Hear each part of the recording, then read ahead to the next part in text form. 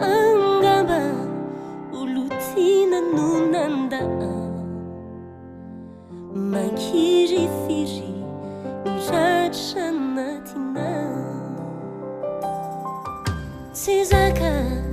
ny fahoziana Maizina ny manodidinana Zay tserena tomany soavoko Ny tontolo ny rodanapo Fantary fa Andriamanitra Dia manana lalana Sitrafitra tsara no maniniho anao Ka na dia mafiasa ny fitrangany izany Azo antoka ny fitondrany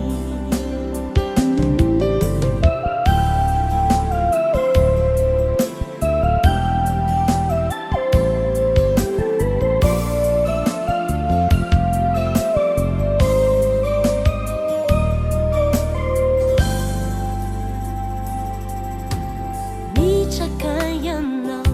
Aandrandrao ny masonao Antsoy Jesosy fa amaly anao Antsoy ao izy amin'ny andro fahoriana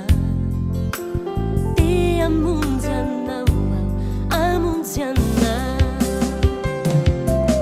Atanjao ny sainao Ka matoky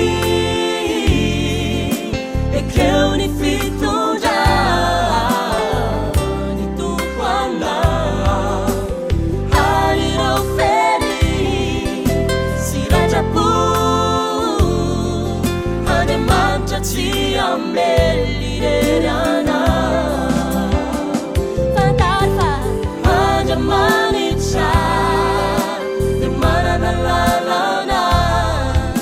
Sitrafitra tsara no maniniho anao Ka na dia mafiasa ny fitrangany izany Andriamanitra tsy amely irery anao Fantary fa